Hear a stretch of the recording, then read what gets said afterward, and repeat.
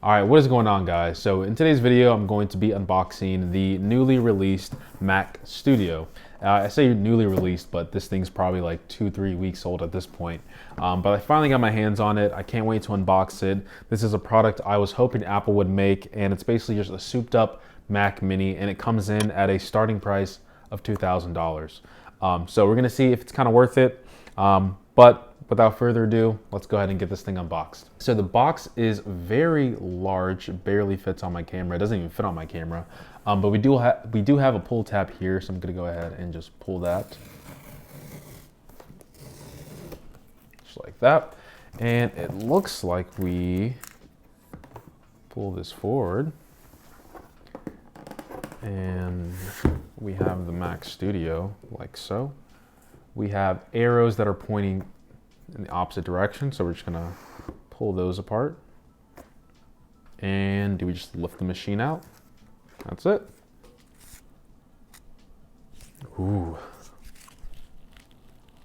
For once, Apple, you have a product that has smell associated to it. This smells like a new car. I like it. Keep it up, Apple. Appreciate you. So this is just a very simple braided cable. It's a power adapter. It's almost like a cloth material on the outside. I think this is going to hold up pretty well. I guess that's all we get inside the box. No cables. Oh, would you look at that? So looking at the paperwork here, I wonder if we get any stickers. Ooh, we get a nice fat black sticker. Almost says something else, but you know, it's nice and black like a lot of things on this channel. So going to go ahead and slide this back into the pocket here.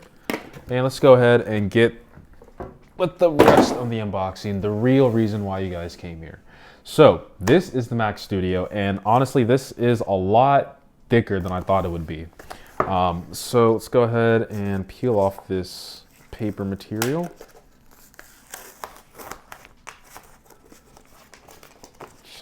Comes undone in a breeze, and this is the Mac Studio. Now, first and foremost, this is very reminiscent of the Mac Mini.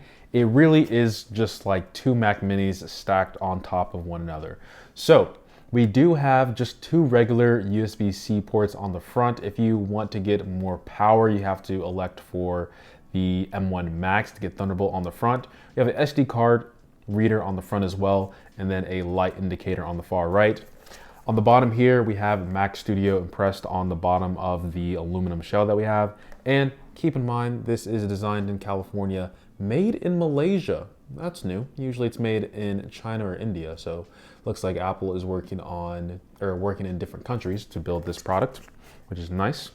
On the back here, we have a lot of venting, because what happens is it sucks in air through the bottom, pulls it out the back. But we do have Thunderbolt 4 on the left-hand side. I believe this is 10 gig Ethernet. It's been a while since I've looked at the specs. This is just going off the top of my head. We have the power adapter in the middle, two USB-A ports, HDMI 2.0, I believe, and a headphone jack, and the power button. So all around, very clean, small machine, very powerful as well. All right, so let's go ahead and get this hooked up. I'm a little disappointed that they didn't provide a, I don't know if this is even in frame. I'm a little disappointed they didn't provide a HDMI cable. Not that surprised because the Mac Mini doesn't come with one. So it is what it is. HDMI, where are you? Apple, you think you're the only one with braided cables on this channel? Look at my braided HDMI cable. See that? We only do braided stuff on this channel. So I'm gonna plug this in like so. Plug this into HDMI 1. Now, if you guys are curious, probably not, but you know, I need to fill in some time here. This is the LG It's a 4K monitor. It's a very nice monitor. This is what I use in my bedroom. When I say use in my bedroom, this is just a monitor that I have in my bedroom. So I'm gonna go ahead and click on OK, and I just realized that I need a mouse and keyboard, so I'll be right back. All right, so what I'm going to use for this setup process here is I'm gonna use this for the setup process, just like that. connected, and then I'm also going to use this. God, this thing's like it's like ancient at this point. Oh my God, I will admit I really do miss this monitor because oh my goodness, my shoe rack is too big. I don't know your password, but that's funny. I've read the terms and conditions. By the way, I'm at the very top, so clearly I didn't read this at all. Not even at the bottom with that one swipe. Who is going to read that? I will admit, looking at this monitor, I know this isn't the studio display, but for a 4K 60Hz panel, this is a beautiful display. My goodness. Yeah, use my location. I don't care about all that stuff. Okay, let's open up the App Store and get all the good stuff, right? Geekbench and Cinebench. All right, so we have the M1 Max. I don't have the Ultra. Trust me, the Ultra is not coming on this channel. I wish, but my pockets aren't that big, guys. Trust me. So I'm gonna run the benchmark here. Actually, before I do that, I wanna run over the specs that I have on the machine super quick. So we have the M1 Max, 32 gigabytes of memory, and I believe 512 storage. Let me see if I can pull this up here. Yep, 512 storage and about 494 is usable. So let's go ahead and run the CPU benchmark. And while this is running, I can go ahead and talk about a few other things. So similar to the M1 Mac Mini that I unboxed many years ago meaning a couple years ago, I really appreciate not only the size of this machine, but how quiet it is as well. And I do like how Apple is sort of regressing and going back to their older selves and providing us with a lot more functionality with our ports. So for one of them being the SD card in the front, I think that was something a lot of creators and probably just consumers in general of this platform really wanted.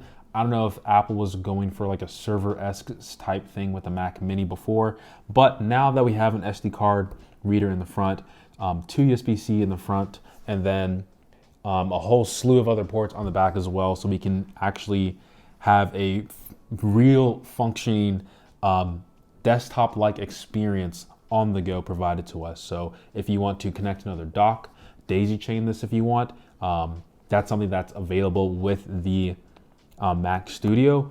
And I'll get into a little bit of justification or probably who this target audience is primarily geared towards. But we are coming up at the end of this test here. We're doing some HDR testing, ray tracing as well, and we should be getting our results. So I'm not going to expect anything too crazy from the single core performance, and I believe I've already seen what the M1 Max can do on the MacBook 16-inch, but thinking of the 1700 score, that's something that I was pretty much expecting, and then 12,000 multi-core score is quite literally bonkers. So as you can see, this is probably one of the highest performing single core Mac machines that we have. Not sure if the M1 Ultra is going to do any better. I mean, I'm sure it is, but I don't think it's going to be anything substantial. Moving over to the multi-core, it is just blowing everything out the water as well. But before I start the Cinebench score, I need to smell this because I completely glossed over that again. I'm getting rusty. I'm getting lazy. What is happening to me? But yeah, the actual Apple products never smell like anything. So I quite literally wasted no time in not smelling this. But as you can see, we have the Ryzen Threadripper here as king. To be completely honest, guys, I'm not even gonna run this. It's benchmarks like that are very boring. If you are that curious about benchmarks, I'm like 3 weeks late. I'm pretty sure you've already seen benchmark score. Seeing it on my channel isn't going to be any different. So let's go ahead and just fire up a quick YouTube video. Let's do a 4K HDR walking tour. Ooh, Rome. Actually, let's go to Malaysia since that's where this was made. Malaysia. Thank you. Suggestion bar. Whoa, hit this with the 4K 60. So we are in the KLCC Park. Isn't that the Petronas Towers, if I'm not mistaken? Made out of like concrete from top to bottom. Could be wrong. I think. By the way, this has nothing to do with the Mac Studio. This is just tradition on this channel. Beautiful, by the way. Let's go somewhere else. And by the way, this is using the speakers on the Mac Studio.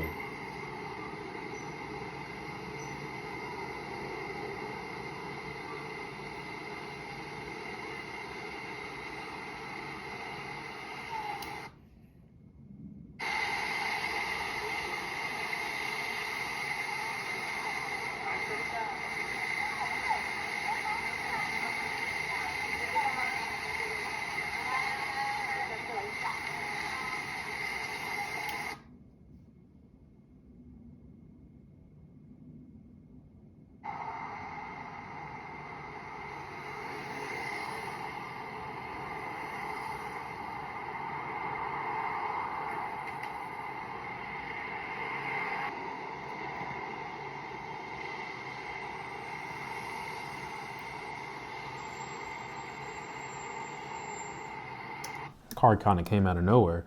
I would say that the onboard speakers on here will get you by, but I'm assuming that if you are within the Apple ecosystem and you're buying this, chances are you already have speakers that you can hook this up to that will outperform it any day of the week. But like I said, they'll get by. Highly don't recommend using this on board for long-term or any type of serious work, right? This is a Mac Studio. This is made to be in studios, professional work. So like I said, chances are you probably already have some speakers. Let's go ahead and do a quick typing test.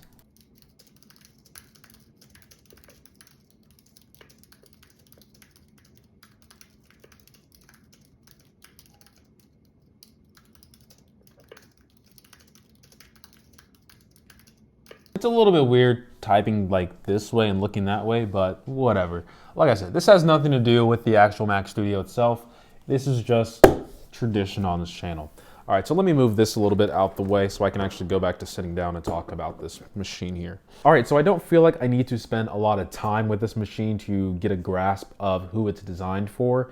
I think the name pretty much gives it away, right? Mac Studio. This isn't a product that Apple designed to be in every single household. I feel like this target audience for this product is more geared towards enterprise and businesses. And I say that because if your product or the software that you used is capable of being ran on Apple Silicon or use first-party Apple apps, I would say that this is probably a really good product that you might want to elect for if this is something that you have a lot of your employees going to office. These machines are probably going to last you for many years to come as long as Apple supports this. And I think Apple will support M1 for a very long time. I know there's a lot of people suggesting that Apple might destroy this product. I don't want to use the word destroy, that's a little bit extreme. But basically this is like a trial run for Apple moving over to their own processors. But I have a feeling that if Apple is investing this much into M1, that it's going to be supported for quite some time, especially over their Intel counterparts. So with that being said, like I said, I don't think this is going to be something that's going to be in every single person's household, or Apple isn't designing this to be in every person's household. This is for serious people who need some serious performance, and they need to see that performance gain in order to, I guess, maximize their profits and have less overhead with having a machine that uses a lot more wattage, which increases the electricity bill, and also performs slower than competitors like this. I think another big benefit as well is that this is a very compact design, and in terms of using its ports and whatnot, when you have a full tower desktop that you have, trying to get to the ports on the back could be it's not fun, is what I'm trying to say. And having a product that is this small that can be put on your desk, you can easily just reach around, turn around, plug in the ports, all the other good stuff. But like I said, this is not for everyone, right? For me personally, would I keep this? I would honestly say yes. I would keep this just because I am seeing an increase of workload from my end in terms of a creator, not specifically with YouTube, but the other things that I'm exploring. And with the M1 Air, it's a great machine on the go. But I would say when I'm home, it would be nice to have a lot more horsepower that I can play with. You know, having that 512 gigabytes of storage, the 32 gigabytes of RAM, and the M1 Ultra, right? If I need to render videos really fast, or, you know, when I say fast, I mean probably like 3 to 4 minutes faster, M1 Ultra is something that I would probably prefer because, you know, time to market, I don't want to start using all these business terms, but, you know, having my video be published as soon as possible is something that can benefit me in terms of my growth as a YouTuber, right? But with all that being said, guys, I appreciate every single sub, like, and comment. I know this wasn't my traditional, you know, unboxing first impressions, you know, where I'm screaming, running around. It's because I've pretty much used this product already, right? I've already used the M1 Ultra when I unboxed that 16-inch. You know, this is just it's a double cheeseburger, aka it's a double M1 Mac Mini, and that's pretty much all it is with some extra ports on the back. But with all that being said, guys, I do appreciate every single sub, like, and comment. If you have any questions about the Mac Studio, please leave them down in the comments below. I appreciate every single sub, like, and comment. I think I might have said that already, but who knows? Much love. All right, it's time for the studio display because I'm very excited about that.